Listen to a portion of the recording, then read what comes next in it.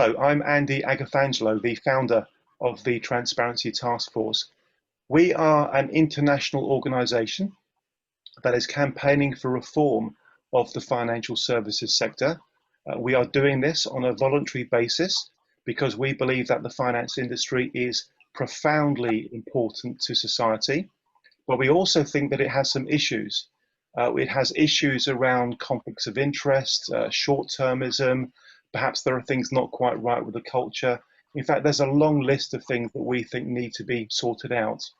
Altogether, those issues manifest in one very big systemic problem, which is that the financial services industry is not trusted anything like as much as we would like it to be. And we believe that restoring and rebuilding trust within the finance industry is a very, very worthwhile endeavor.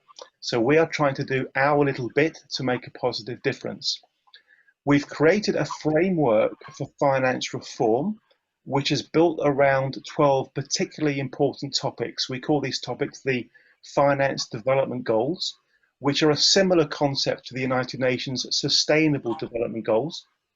But instead of being about planetary reform, we're focusing on just the financial services sector, what makes it tick and what can be done to actually improve the way that it works.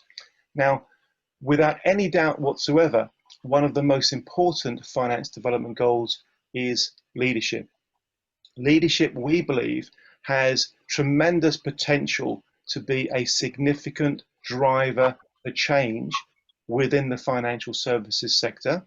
So we've endeavored to carry out a very worthwhile project about bringing together the thinking and the mindset of many first-class ethical financial services leaders around the world.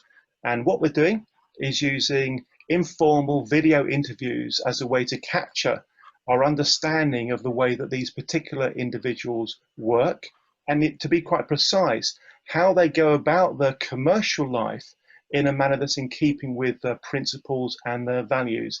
We think that's a really interesting topic. And I'm joined today by one of the TTF's leading ambassadors, Debbie Henderson, who's going to be introducing herself in just a moment, and of course, our guest interview as well. So Debbie, over to you, please. Thank you. Andy, thank you.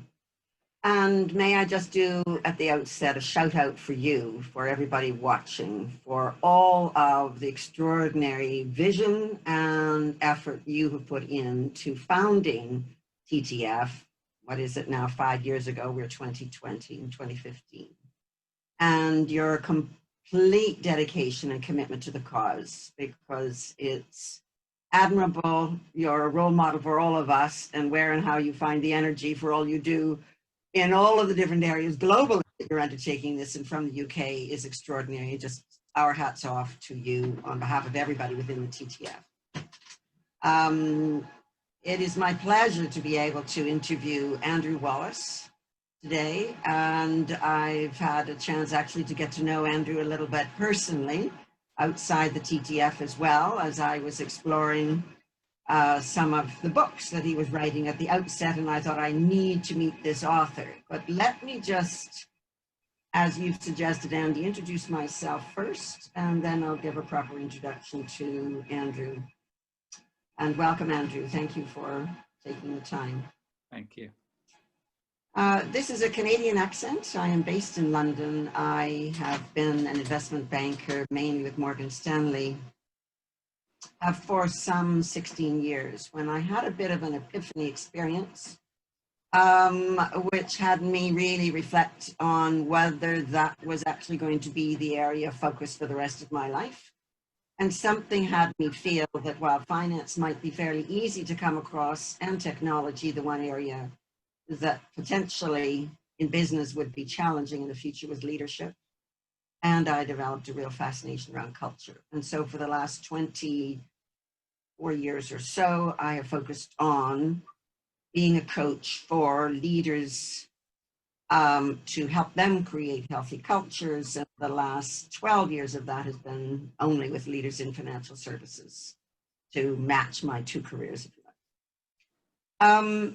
I'm particularly intrigued and interested to introduce and speak with Andrew Wallas, who himself is a tremendously successful entrepreneur in the financial services arena, having started out, if I'm not mistaken, Andrew, with Lloyd's of London in 1973, 10 years before he then, or during that time, of actually building up a business, becoming CEO, selling it, and deciding he would take a break and discover some elements of himself over the next 10 years or so. So I can relate to that part of the journey and would love to hear more about it. Then back into financial services with an opportunity to grow one of his own businesses again, to sell it and be very successful. And again, go back into the field of now what I'll call authoring, writing books, coaching, and I love the name that I've now seen on your LinkedIn profile of an intuitive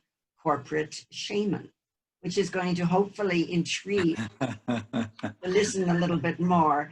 And during that time of the last of these shaman coach times or consultant times, you have written 2 books. Business Alchemy is the one that caught my attention in particular. Intention is the latest, and I believe you've got a 3rd on the horizon, if I'm not mistaken, right now. And then to top it off, you've decided to put your money where your mouth is, and recently, over the last 3 years, done an MBO and are in the process of chairing that very company that has grown quite considerably, almost from sort of a 4 million to a 22 million market cap type of thing in the last 3 years. Considerable. And I would love, Andrew, in welcoming you, if there's anything else you would like to share and expand on in the introduction I've given, and maybe to help us by sharing the sort of why, in the purpose of this ebb and flow. It's a very unusual journey, and I'm not sure many people would necessarily have envisaged going in and out as you have. And I'd love to just hear a little bit more from you on that element of your journey. Well, thank you, Deborah. I think that was an extremely fulsome introduction. I certainly got nothing to add to it. But in my experience, human life is really made up of 2 aspects. And it doesn't really matter what we call them. But for me, there's an outer world aspect and there's an inner world aspect. And I call these 2 aspects achievement and fulfillment. So achievement is an outer world phenomena, and fulfillment is an inner world phenomena. And in my experience over many decades, people who have great achievement without fulfillment eventually hit an emptiness, an inner emptiness, where the achievement, whether it's 800 million in the bank or 8 gold medals or 3 bestsellers, whatever it is, the achievement on its own is empty without fulfillment. And in the same way, although a little more controversially, people who dedicate themselves to fulfillment and do very little in the outer world are left towards the end of their life feeling, I didn't leave my mark, I didn't leave my footprint. So for me, life is a balance between achievement and fulfillment. So the 2 sort of pathways through my life, one is very much in the outer world and achievement, and one is in the inner world. And really, it's only in the last 10 years that I brought these 2 things together and applied them to organizations and to business. Well, and what I'd like to also just probe in is organizations and business, and it seems as if the themes for the 3 areas in particular have been primarily financial services, as in the theme that we're looking at today. Do you want to expand at all on that? Well, yes, all of my business life has pretty much exclusively been in financial services. And to some extent, I think that is more by chance than by design. You know, as a 17, 18-year-old young man, I found myself in the financial services industry. As you say, I spent 10 or 12 years in that industry before then turning my attention to something else. And then I went back to the same industry. So there was certainly something that drew me to the financial services industry. And I think partially, I think it's still an arena where effort and intellect and hard work is rewarded. It's a meritocracy, and I think it encourages entrepreneurs, whereas things like the law and accountancy and banking possibly are more structured and requiring more external qualification. Okay. Now, this is interesting because there may be some bankers actually in our midst, in our audience, okay? Yeah. We're including the whole of the financial services sector. But I do think what gets interesting is the element of the entrepreneurship and even, as you've said, the sense of achievement. And I'd just be interested in probing a little bit with you, but also as you're reflecting on our audience who will be predominantly members of the TTF and other financial services leaders, whether you sense that most people who go into financial services would be predominantly trying to go there for achievement rather than and less on the fulfillment? Or do you see that they two can be combined readily? Well, I think there's two questions there. I certainly think most, and probably as high as 90%, go in for achievement. Because I don't think anyone sits down and thinks, I want inner fulfillment, let's go into the financial services industry. So I think the motivation is for achievement, but I definitely, the second question, do I think the two can be held in balance? I certainly do. And my own experience is that you can achieve a balance of fulfillment and achievement in financial services. There's no problem with that. This is, I think, going to lead to my next question, and I'm going to invite us, as we reflect on the theme of the interviews, to look at going big, broad picture first, and then back down into a little bit more detail regarding your own journey and your leadership style, and then how you would envisage the future. So if we sort of type of flow. But before I go there, there is one thing I did forget from your introduction. And maybe people can have picked that up already by the way you're speaking. And that is that at one point after your original Lloyd's of London, you then, if I'm not mistaken, went to university and got your BA in theology and philosophy, and then a master's in psychology. Is that fair? Is there a question there? Well, did I get that correct, Andrew? Yes, that's correct. That's absolutely correct. All right. And so I think that's useful for the audience to just be paying attention to that background from your educational perspective that helps us see the angle of both achievement and fulfillment and where that might have been coming from, the theology, philosophy, psychology elements. I think it's... Anything more you want to add to that? Well, I think it's very interesting because I've never thought of it directly like that. But, you know, I was very fortunate. At the age of 28, I was traveling around the world, first class. I was being paid a lot of money. I was CEO of a very fast expanding business. And I thought I had arrived in some sense. And yet I then encountered this emptiness that I couldn't imagine doing that for another 2 years, let alone another 20 years. So I actually had the experience of the emptiness of pure financial success or achievement on its own. And so I'm somebody that in my life, I've tended to do things in a slightly extreme way. So I had a high degree of success at a young age. And then I said, there has to be something more than this. So I was interested in exploring sort of bigger picture questions like, why am I here? What is there to do? And I then went off for a period of study, prolonged study in philosophy, in theology, in psychology. And I still love those topics of conversation. I love discussing and engaging with people around those issues. Okay, so let's play with this theme and then we can weave it into the bigger picture conversation on financial services. I am curious, of all, now that you've had 3, say, bites of the cherry in financial services, as an executive, being super successful, when you have conversations with people who work in financial services, how frequently are you able to have them at the level of fulfillment and what's important in life, and the sense of filling that element of ourselves that's beyond achievement. I'm really curious where have you found the evolution of your conversations with people who are in the industry? So I would answer very simply daily. I mean, every day I talk to people in financial services about fulfillment.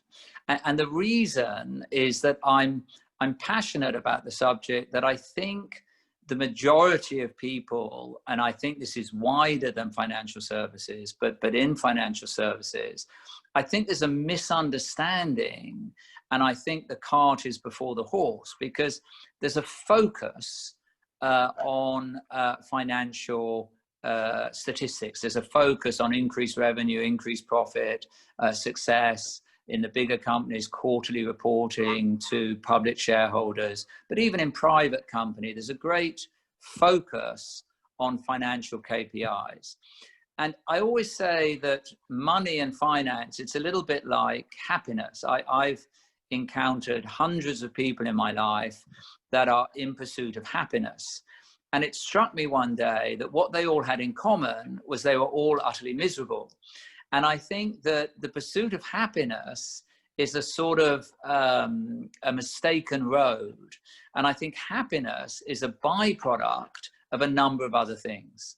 And in the financial services industry, what I teach people, what I talk to people about, is financial success is a byproduct of some other things. And essentially for me, it's a byproduct of culture and the way we do things.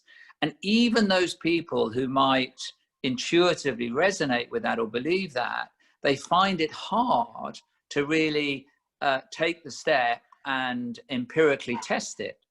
But I have tested this in a number of businesses, all of which have outperformed financially based on an emphasis of fulfillment, of culture, of providing an environment where people are happy and people prosper. Okay, so let me probe that a little further. What stops people from taking that step? You said Yeah. Can you describe it to them, but many are fearful about taking that step. What is it that blocks that?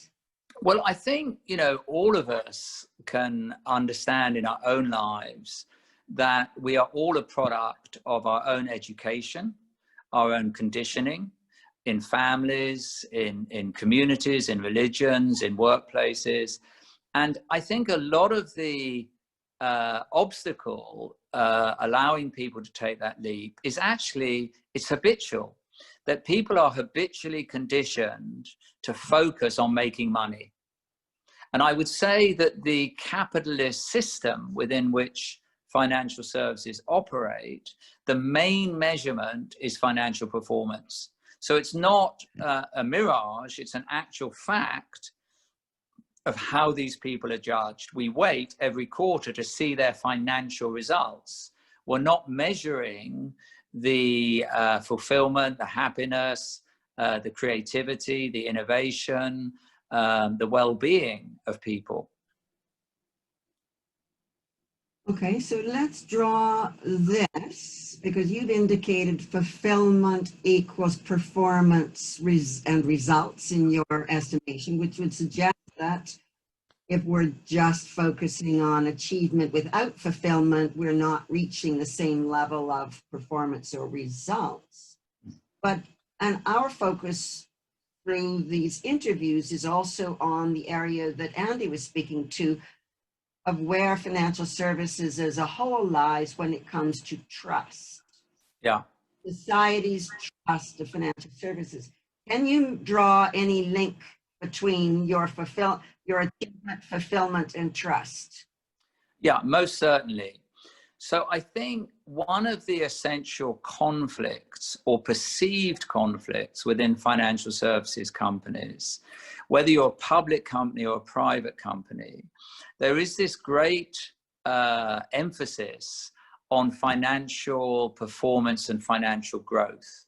So particularly for larger companies, you have external shareholders. For private companies, you have shareholders. And one of the functions of the board and the company is to produce returns for shareholders. So there's this great emphasis on financial return.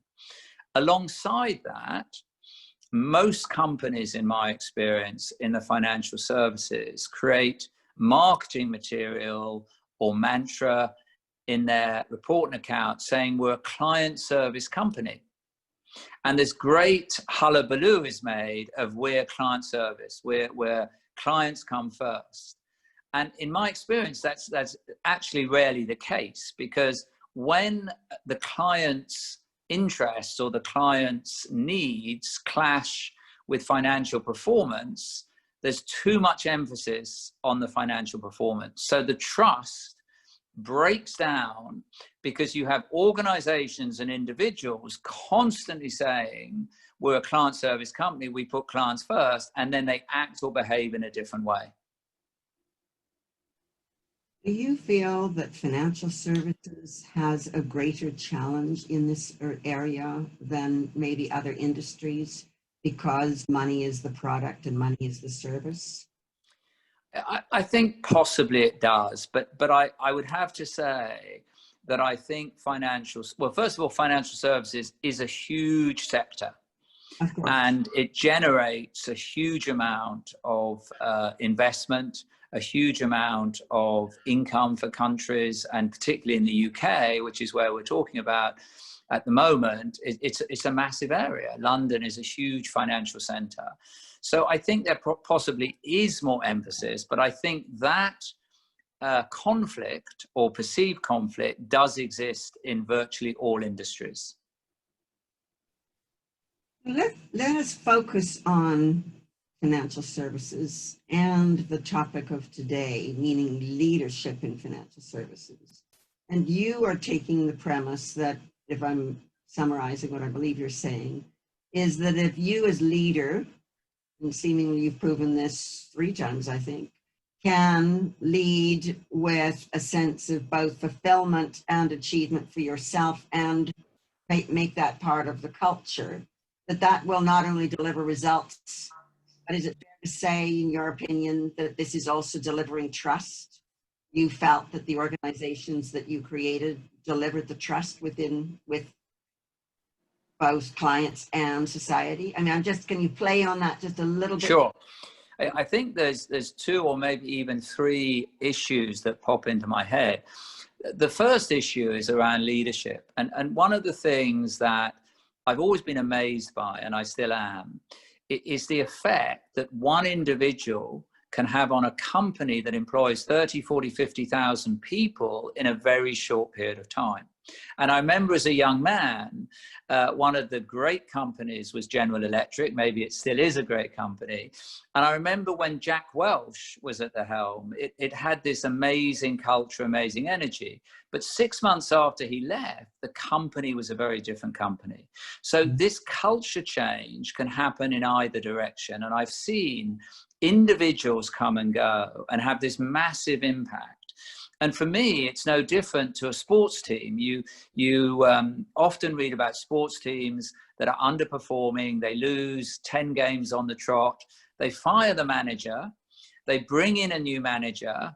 And hey, presto, the same players win the next 3 games. And so a leader has the ability to influence and have a massive impact on an organization, whether it's small, medium, or large. And it's really important not to underestimate this, because sometimes people are disheartened about the state of leadership with good reason. But actually, an authentic leader coming into an organization can change the culture relatively quickly. That's the first point. The second point, which goes back to the previous question, I was very careful to talk about a perceived conflict, because people set up financial success and cultural preference or achievement and fulfillment in competition with each other. So the perceived wisdom, and it's very, very strong in financial services, that if you put too much emphasis on being happy or being authentic or having integrity or doing the right thing, then you will underperform financially. And the biggest hurdle I have in talking to companies is I absolutely know that that is a false dichotomy. That is a false and unreliable schism, because all of my experience tells me that if you put culture as number one, if you put your value system as number one, if you actually look after people and you model doing the right thing and having values, then the financial success will take care of itself, but actually you'll outperform any other company that is putting too much emphasis on achievement or on financial success. And if we could begin to experiment with this, as some people are, you would see empirically that that is true. And the third point, which I think you touched on, is, you know, the models of leadership we have throughout the world and the models of leadership we have in financial services are really deeply flawed. They're deeply wanting. And the main reason for that is our old models of leadership are based on one individual, usually a man, but one individual telling other people what to do. And this is a very outdated, old-fashioned view of leadership. And I think that the kind of new leadership we want is individuals who have values, who have authenticity, and essentially practice what they preach. Employees and clients and stakeholders give more weight to how people act and how people behave than what they say. Actions speak louder than words. Yeah. And that's what we need. We need leaders that actually live the, you know, live the life they're talking about. And once they do that, the organization can change very rapidly, because people want to work for people like that. And people want to embody that way of working because they feel more fulfilled. They go home happier. You know, too many people, I reckon 70% of people in financial services pack up at 5, 6 o'clock and they go home exhausted and miserable because they don't feel good about themselves. Okay, so let's probe that a little bit. They don't feel good about themselves because the environment in which they're working is, and the output they're creating is, and their sense of achievement isn't providing fulfillment. What is it that has them not feel happy about their environment?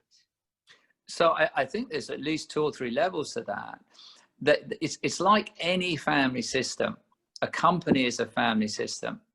And if you grow up in a family system where mum and dad say one thing and do another thing, you're confused. And it's not a good experience, because they say do one thing and then they do the opposite, and they're teaching you to hold conflict. So in a lot of organizations, I think the leaders and senior managers often say one thing and then do another thing themselves. That's the first thing. The second thing is, I think the values within which people are operating are values which don't fulfill people. So there's a tremendous pressure and emphasis on more and more effort, work. And every senior manager, I've probably sat with 30 CEOs in the last 18 months. And at one point in the conversation, I've said to the CEO, do you know, if you spent 30% less time in your business and you asked your entire staff to spend 30% less time in your business, you would probably find that your revenue and your profit would increase. It's a pretty ridiculous statement if you think about it. But here's the crazy thing. Not one CEO has said you're mad or I don't believe you. They've all sat there and sort of nodded and smiled. That's the crazy. But the thing is, they don't know how to do it. And even if they do, they don't quite trust it enough to see whether it would work. Because, you know, if they tried that and it went wrong, of course they'd lose their job. But every senior manager, every CEO knows that there's a point of no return where if people work harder or people push harder, you're getting very little additional output. We all know that. And yet we don't stop long enough to try something different. And I'm advocating, try something different, try something radically different and see if it works. I know it works. So among the people that you challenge, what percentage say, yes, I'll give it a go out of curiosity? And what are the characteristics of those people? And what support do they need to give it a go? Well, for example, I was with a company recently, a big company, employed a lot of people. And I had the CEO and 8 senior managers with them. And I tried setting it up as a little bit of game with the CEO. I said, look, are you willing to try something empirically? And he said, what is it? I said, no, I'm asking you to agree before I tell you. And of course he didn't. And I said, I will bet you £100 to a pound that if you take the next 3 weeks off without your mobile phone and without your computer, this organization will continue to trade as successfully as it is, or it might even do a bit better. And all of his senior managers sat there nodding, you know, and the truth is he couldn't do it for 3 days and he couldn't do it for 3 hours probably. So one of the problems we've got, there is this culture of addiction to availability, addiction to communication. You know, people are answering their telephones at 9 o'clock, 10 o'clock at night, at 5 o'clock in the morning, and they think that this is leading to greater output and greater efficacy. And one of the myths that I seek to challenge, which again is a very difficult thing to meet, I tell people, any CEO, any person, one of the delusions that you're operating under is you think that the business, the organization needs you more than you need the organization. And I can tell you, when people see that, they have a little epiphany. And it happened, I was working with a guy last week and he went away. He said he went on a 10-day holiday with his family for the first time in 32 years without his phone. And of course he comes back refreshed. He comes back invigorated.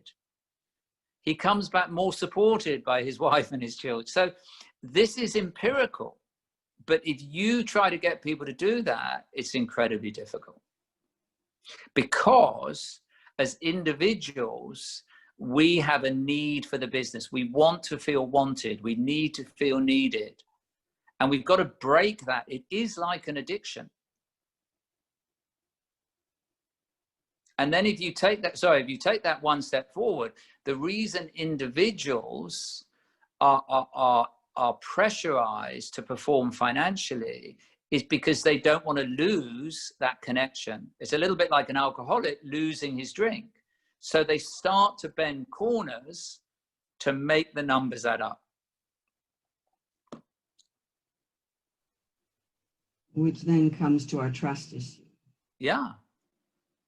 But what I'm finding quite fascinating by this exploration is that if we were to look at the people who have the addiction and can't let go, what I'm also hearing is a need for control. Yeah. And a need for control suggests, and one might argue, I've heard people argue, that financial services needs more control because of whatever compliance and regulation and so on than many other industries. But control suggests lack of trust.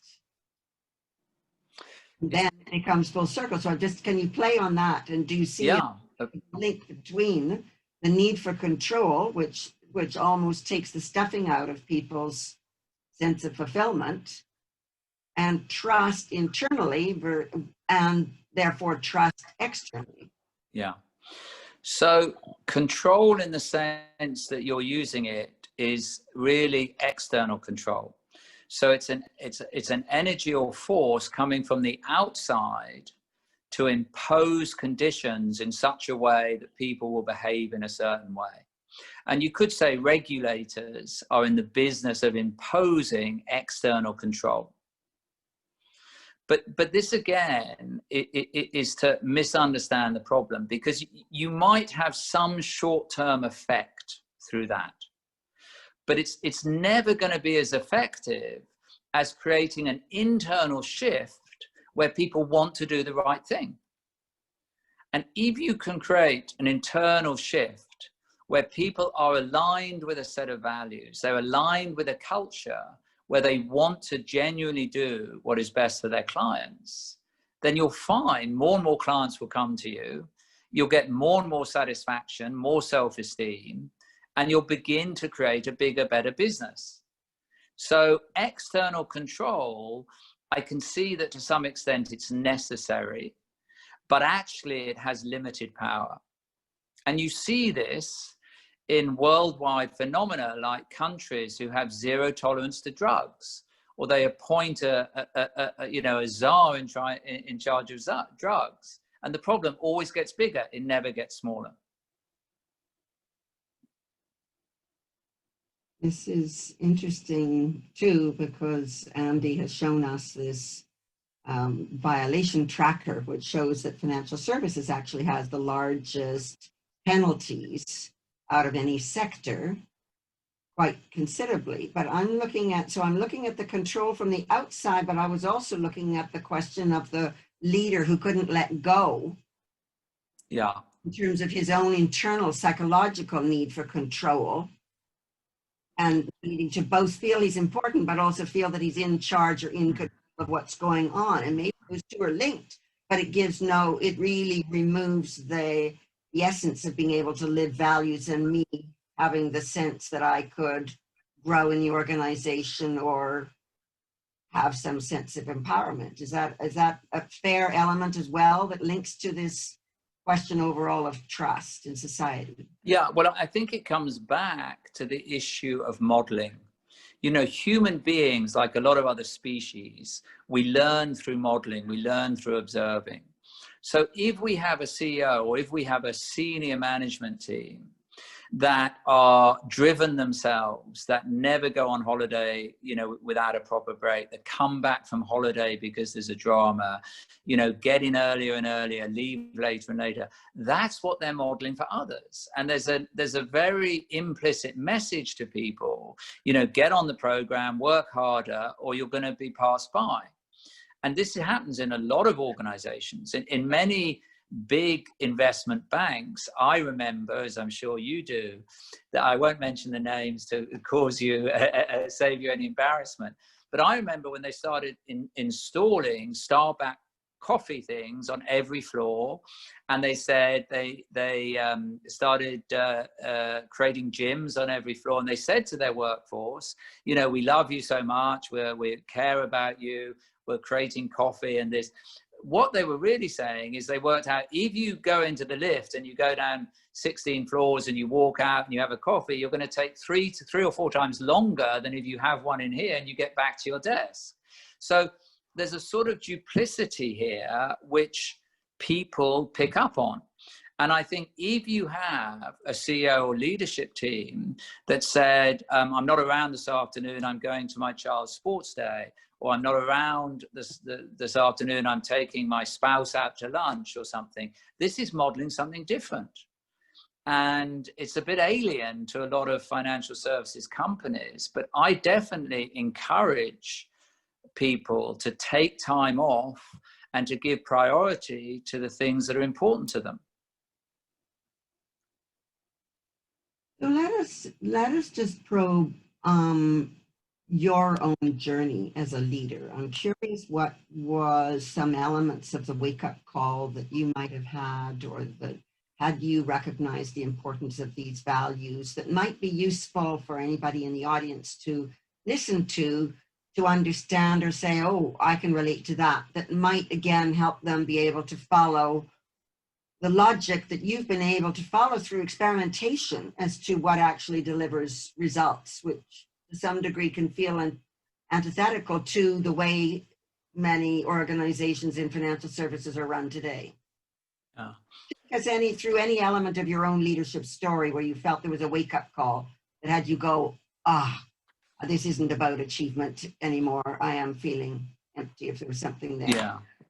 I think that, I think there's 2 or 3 possibilities here. The first I referred to earlier, that one of the things I feel most grateful for is that I hit a level of success which was enough for me. It wasn't what other people achieve, at a very young age, when I was 28, when I absolutely could see that I had all the money I wanted, I had a lifestyle I wanted, I could go anywhere in the world I wanted, and I felt the emptiness of that. And some people, in contrast, my father, bless him, he retired and got to the age of 80 before he really discovered that lesson. And many people, it takes an entire lifetime of striving and achievement. He worked in the financial services industry.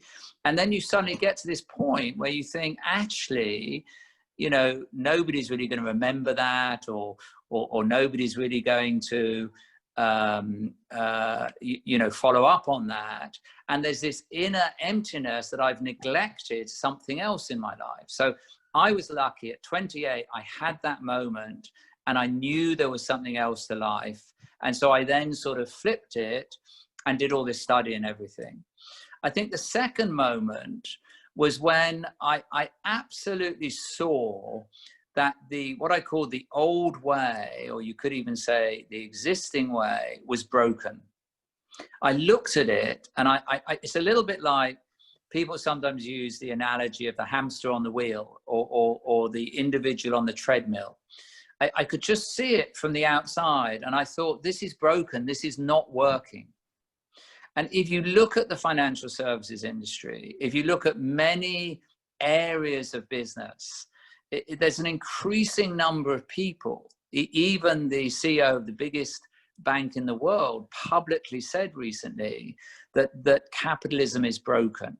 There's something deeply flawed about this system within which we're operating that needs to change. And for me, any change, individually or organizational, has to start with a perception that there's something not working. Because unless you have that awareness, you're not going to do anything about it. And then the third piece, which is, it's like an epiphany, and you've got to experience it to believe it, that the alternative, I've touched on this before, but the alternative of coming at this from a different arena, coming it from a value-led, culture-led system, is going to actually create happier people, more fulfilled people, and greater financial reward. And once you see that, it's a bit of a no-brainer that the old way isn't working, and there is another way which actually works better. So what I'm hearing on the first 2 elements of what you've just pointed out is very interesting, is your own personal journey and awareness. And it strikes me you probably had the opportunity to see that from your eyes of 28, but also have the benefit of observing your father, who was also in the sector, and observing his life. So you almost have that double whammy for your personal journey. Yeah, exactly. Okay, which was fortunate for you, and many others could look at their fathers in particular, or mothers, and also learn from that. But then you pointed out something else which would be outside our immediate control, and that is the capitalist system. Yeah. The financial services within the capitalist system can almost feel straitjacketed. We're in it, but you learn to be able to be in this capitalist system and recognize the benefit of this is not working externally, this is not working internally. I can be in charge of my life and make a shift accordingly. And I'm curious about, did you start to feel that, were you able to start feeling any of that shift before you left the industry the first time, or did that shift then happen when you stepped out? Wait, it's when I stepped out. Okay, so that's courageous. Yeah. I mean, we're really talking about a big move that you were able to let go, so to speak, not just for 3 weeks that you're recommending, but however many years it was, and live off the financial success that you'd had to date and trust that the journey you were undertaking was going to take you somewhere. Yeah.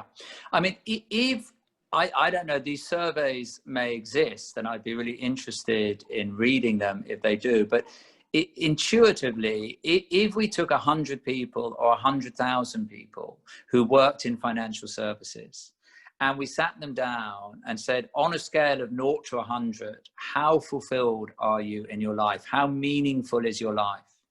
I think we'd be a little bit shocked by the results. Intuitively, I feel that 70 to 80% would be pretty dissatisfied.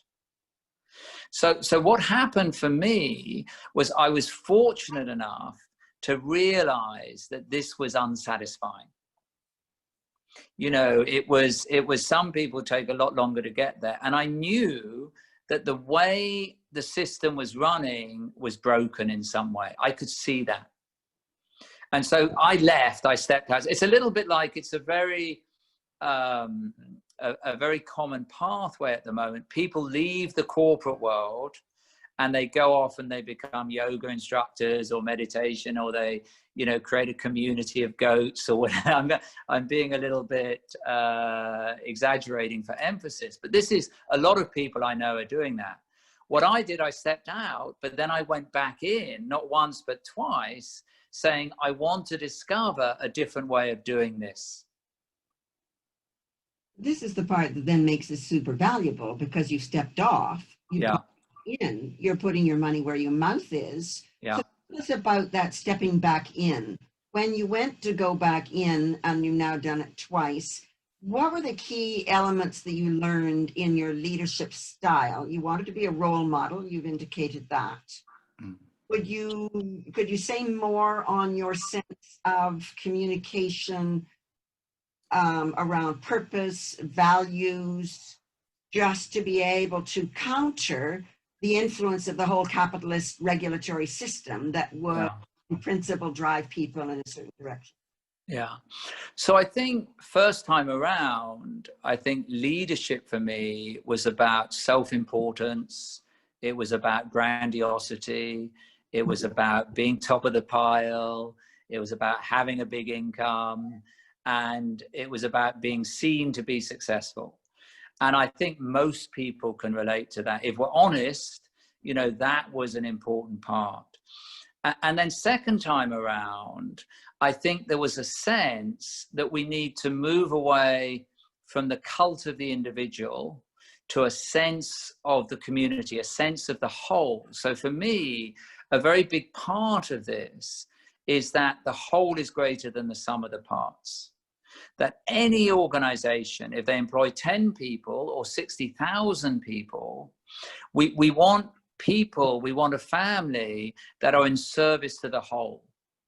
So we need to get away from this idea that there's superstars or there's individuals who outperform other individuals. It's like we're an organization that's made up of different components, every single one of which has value. And in leadership, I think this is a really important aspect, because too often in organizations, there is a favoritism before, but you know, there's a favoring of people who produce revenue, or there's a favoring towards very successful or driven individuals, and then others are left behind.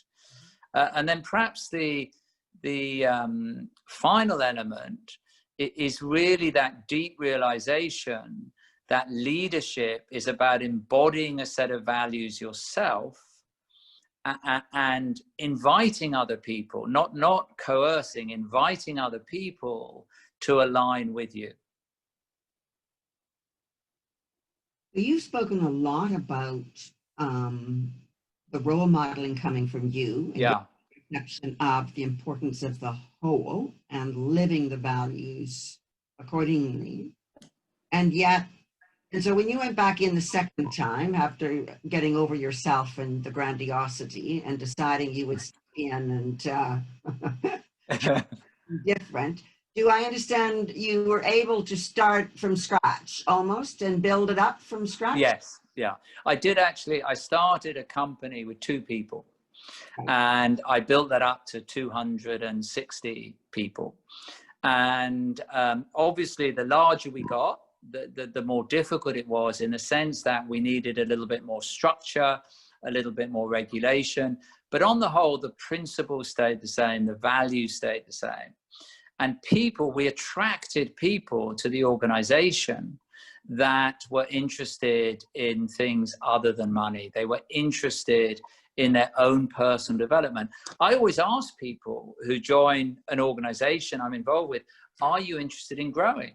Are you interested in fulfilling more of your potential? Or are you interested in a bigger house or a bigger, you know, it's like, what are your priorities? And so if they said bigger house, they were not hired? Exactly. Okay. So you screened people at the recruiting stage. Yes. How about the incentive element? Because that becomes a key piece, as we know, in financial services that many will speak to, and TTF speaks to, about drivers of certain behaviors. Yeah. How did you organize the incentive that would actually have people looking out for the whole? Yeah. Well, I'm not a big fan of large bonus structures. I think people, you know, an employer and employee relationship is based on a contract and arrangement where there's an exchange of services. I provide my services in exchange for a payment.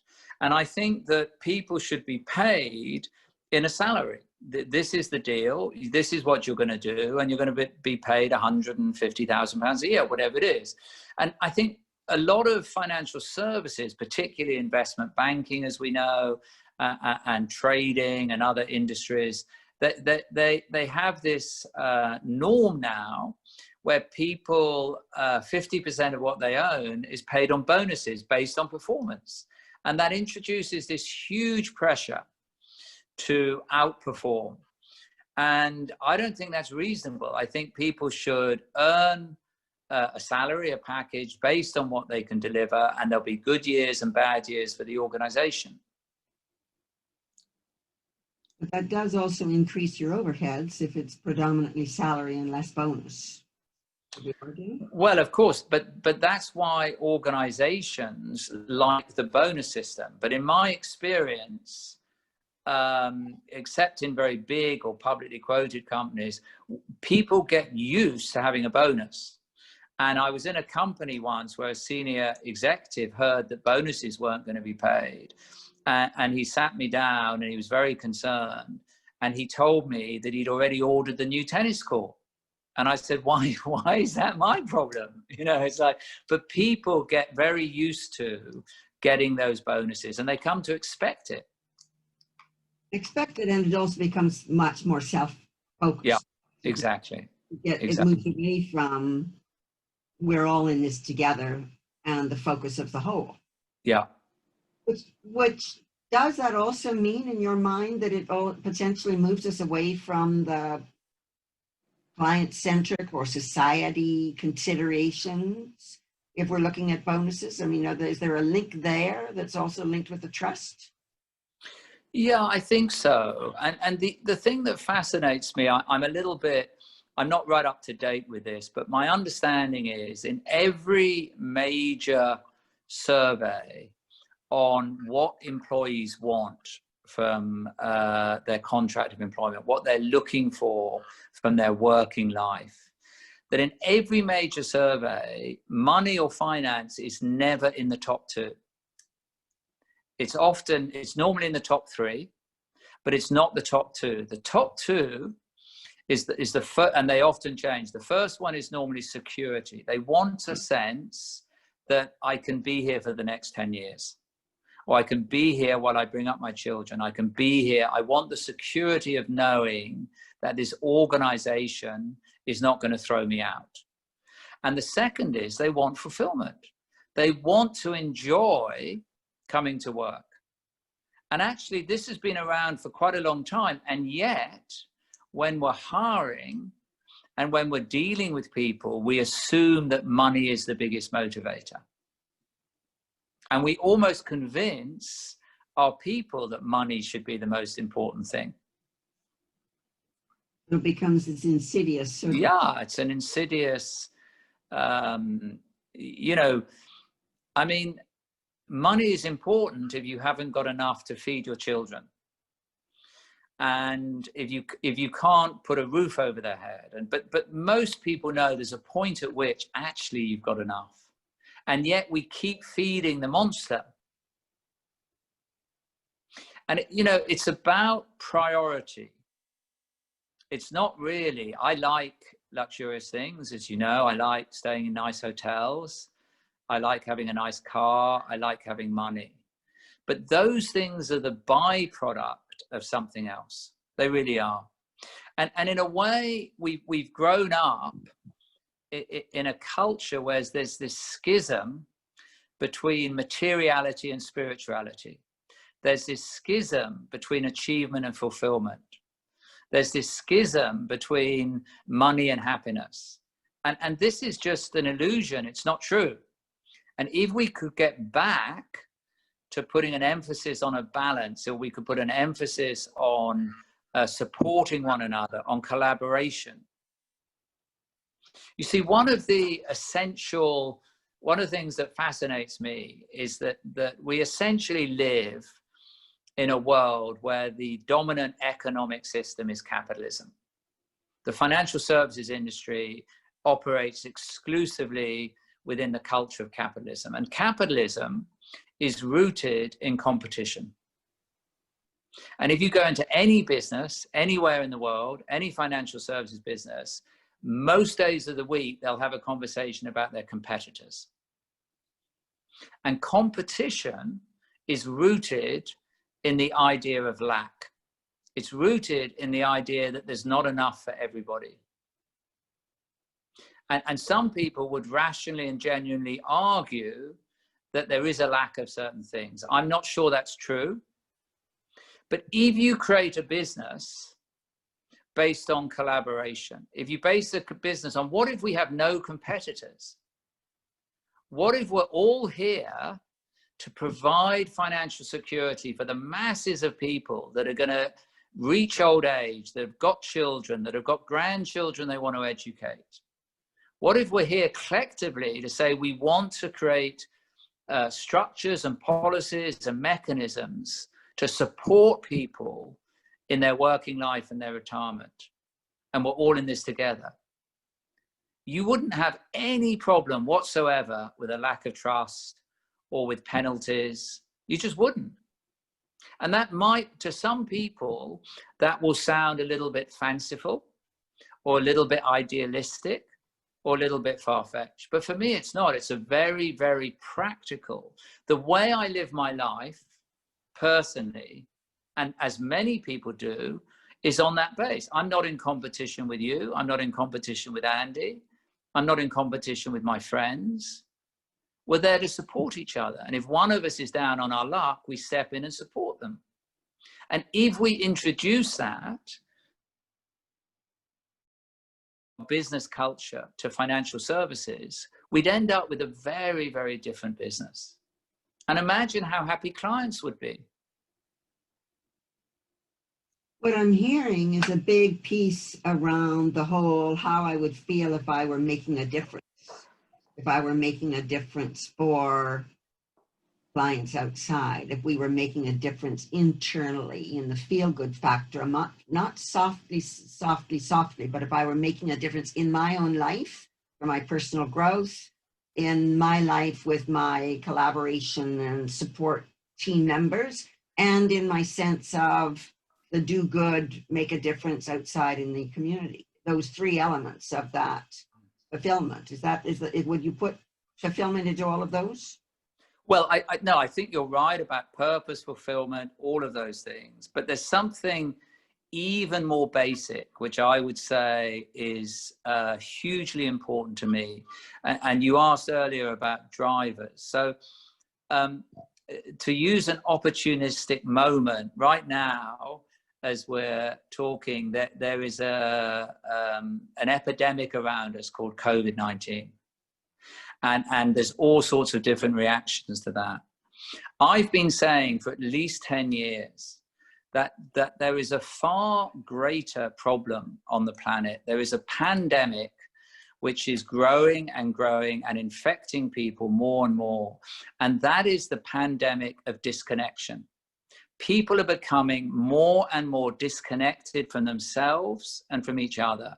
In the business community, people are disconnected. In the financial services industry, people are disconnected from themselves, from their colleagues, from their employer, and from their clients. They're becoming more perfunctory.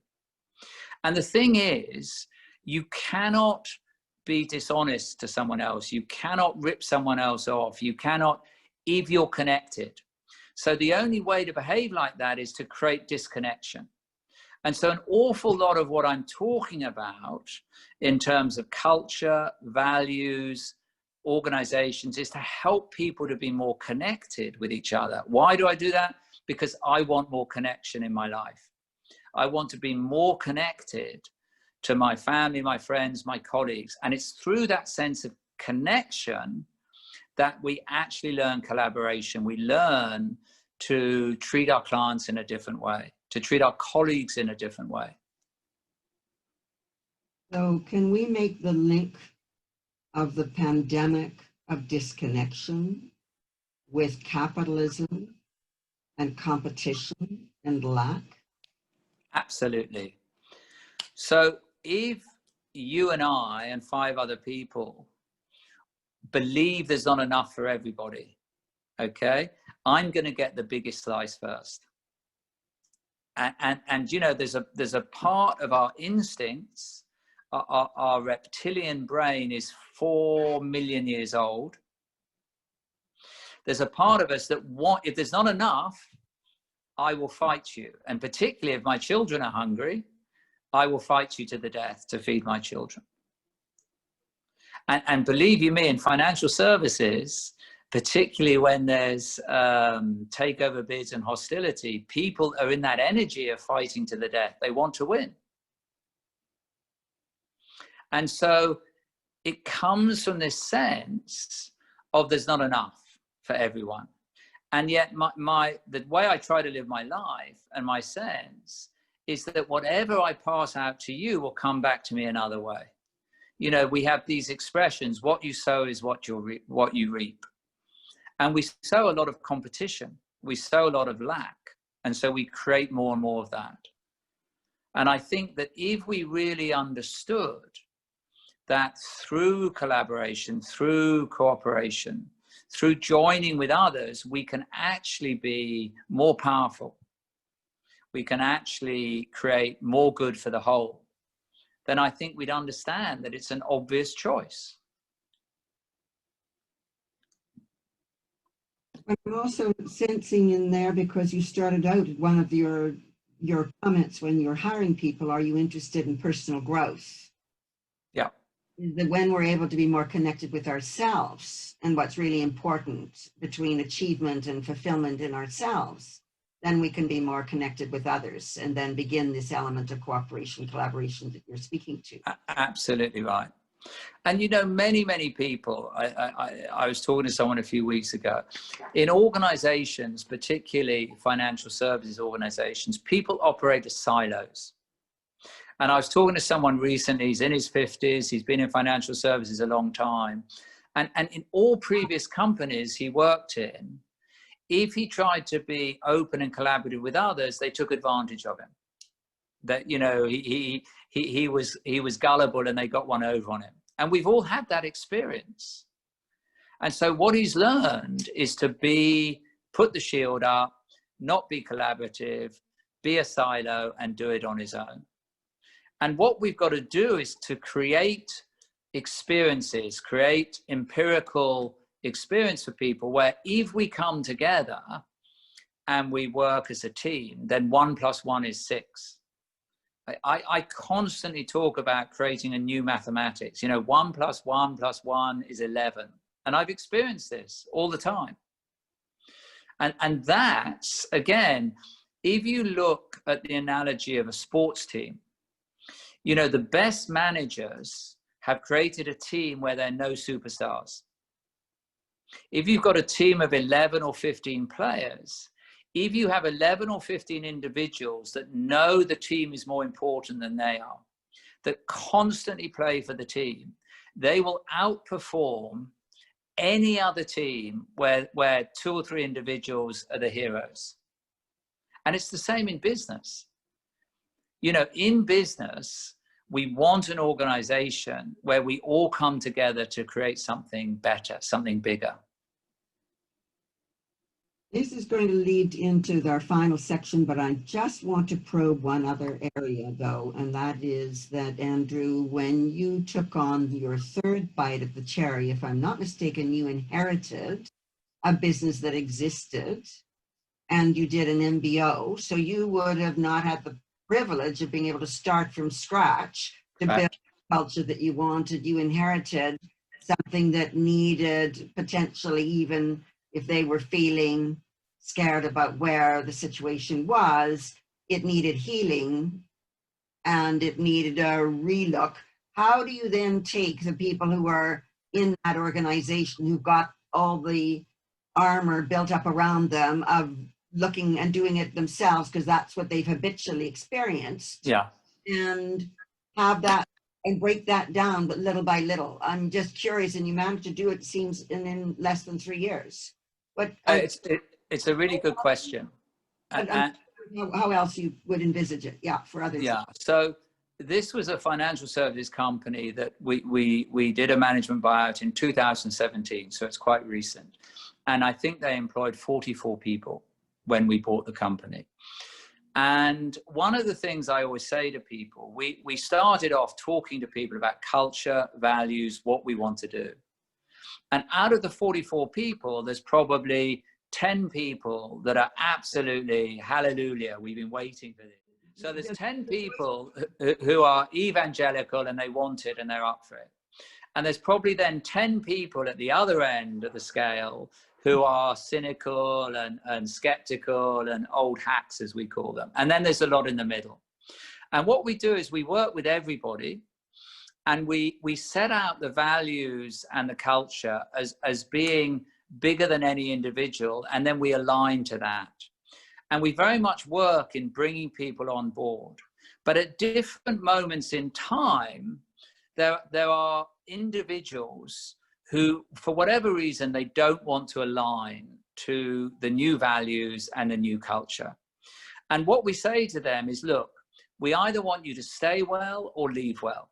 And we will support you. If this is not for you, we will support you to go somewhere else and to work for an organization where you feel more comfortable and more aligned. And of the 44 people, I would say 7 or 8 people left the company. And this is important to allow that to happen, because sometimes people are a little bit reluctant, particularly if one of those 7 or 8 or 2 are high performers. You need to let them go. And this company has now grown to 65 people. So it went down from 44, went up to 65. And actually, as you said right at the beginning, the profit of the company has gone up 400% in 3 years. And the reason for that is we've created a lot of fun. We've created a culture of values, and people know that. People love coming to work. It's not a utopia. We've still got, there's work to be done. It's a work in progress, but everybody comments on how much more pleasurable, how much more enjoyable it is. And because they're more fulfilled, they want to go the extra thing for their line manager, go the extra thing for the client, and they feel supported. So it's not difficult. If you're prepared to make the necessary arrangements in the right way, allow people to leave, allow people to come in, allow someone who comes in after 3 months to say, look, we thought it was a fit, but it's not. Let's help you to go somewhere else. It's an open door. And I regularly, in companies I'm involved with, I regularly stand up And I say to the entire company, I said, I really want you to know that if you're not happy here, if you're not enjoying it, please find somewhere else to work. Please come and see me or find somewhere else to work. We don't enjoy every day or every moment. We all have tough days. But overall, if you're not enjoying it, please address it now and find somewhere else, because we want people who love coming to work. And I would guess in all of that, you would have then also had to address the big challenge of the incentive scheme, which may have been one of the reasons that people would have that this doesn't fit for me. I'm used to this and I want my tennis court, or to know that I'm going to have that. Is that fair? Yeah, I mean, every business I've ever been involved in, and in fairness, I've never worked for very large companies.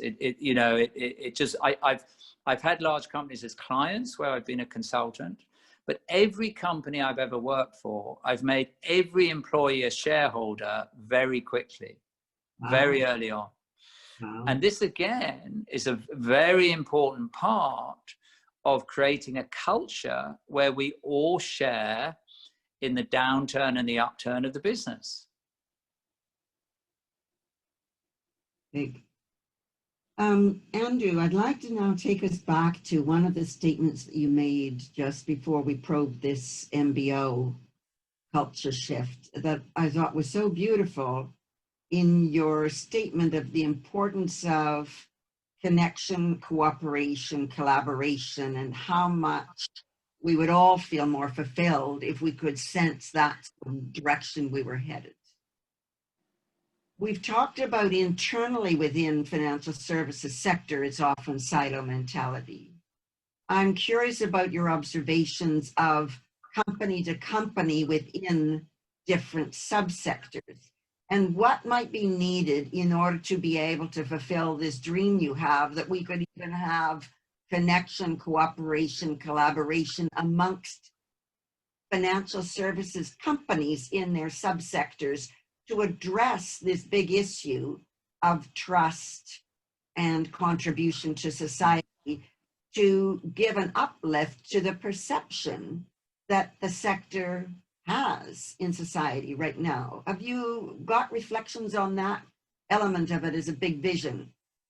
Yeah, I mean, one of the ways into this that doesn't apply to every business, but many businesses, most businesses are becoming increasingly specialized.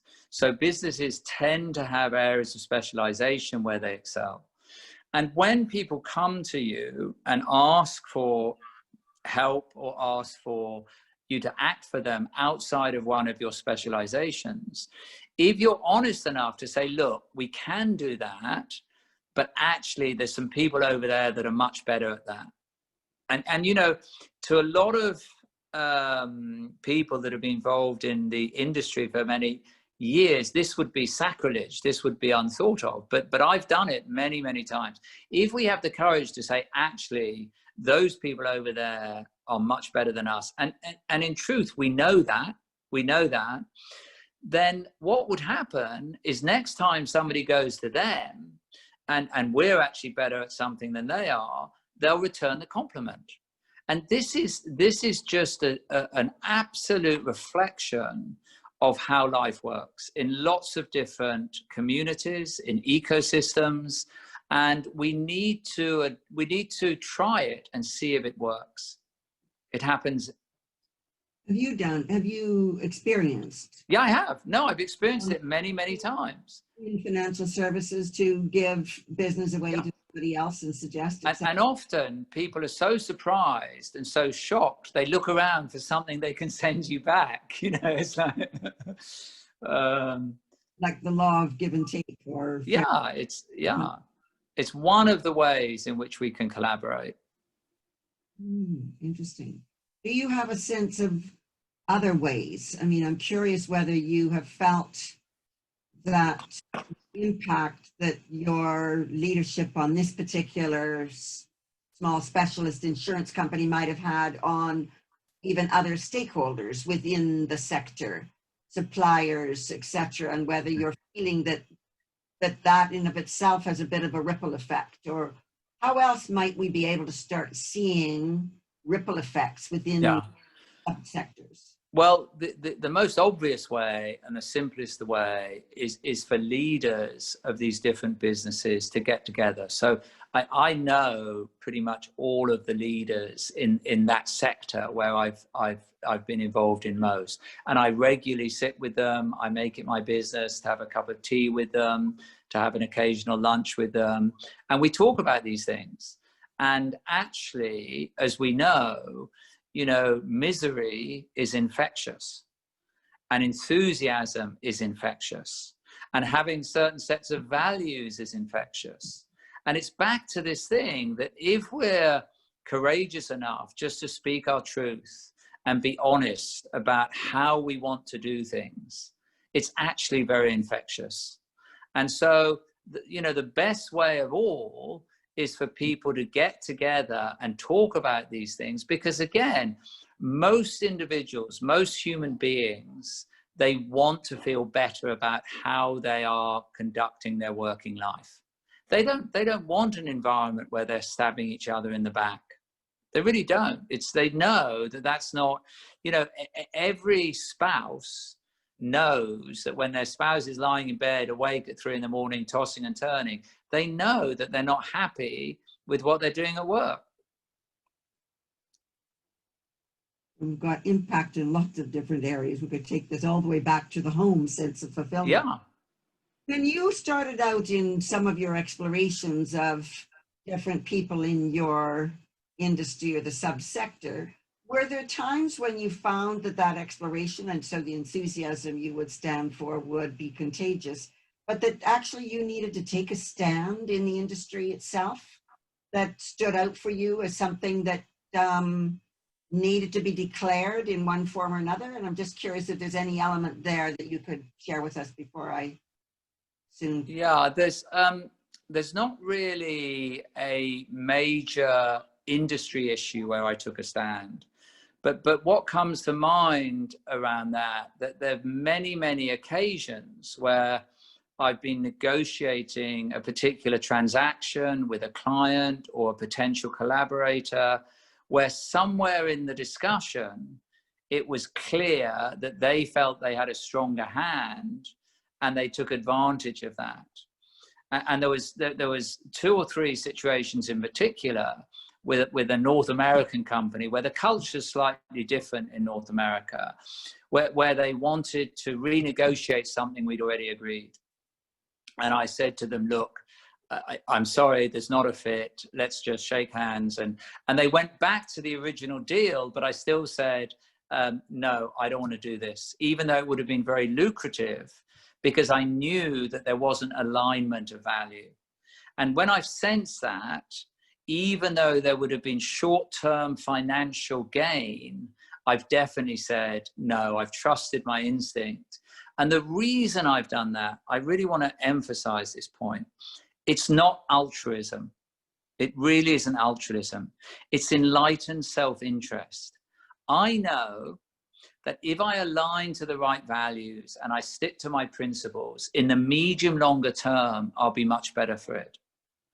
And so we've got to get over this thing. It's a little bit like, you know, I've observed over the last 20 years, leaders of business, you know, sustainability, ecology comes along and they pay lip service to it because they think it's going to draw the profitability out of their company. And so many companies, when you talk about values, you talk about they think it's going to limit them. And actually, it's the reverse. The truth is, if you start doing things in a different way, you will have greater success. And what I'm hearing from it is the times you took off, you were able to intuit in your own body where this feels in alignment or where it doesn't feel alignment, and make that really clear decision. There wasn't any issue in your mind. I'm going to lose this deal. It might mean I have to, in scarcity mindset, I have to let a person go because of that. You came back and trusted your body and your values so you could lead from the front accordingly, turning down business if it meant that, and trusting that somehow the values would stay in the forefront and others would follow along and you'd be happier more fulfilled ultimately by taking that stand. But and even one step beyond that, Deborah, because what happened is not only did I feel better, but better opportunities came in that were more aligned. So the proof of the pudding was in the eating. It was a better route. and it sounds as if we could have a whole other conversation on that too. The sort of swings and roundabouts of the universe in the gift, Yeah. the flow of the universe. But for the sake of time, I think we will stop that there with a beautiful outline. Thank you so much for sharing so richly and wisely your journey in and out and gaining wisdoms all the way along the line. It's been an absolute delight. And I would like to now pass it back to Andy for a few summary comments and I think even a query for you. Thank you. Let me just say thank you to you and Andy for what you're doing. I think huge respect. I think it's an amazing initiative and I love the energy and the enthusiasm with which you're doing it. Thank you. Andrew, thank you. And of course, thank you, Debbie, as well. That was such an interesting conversation.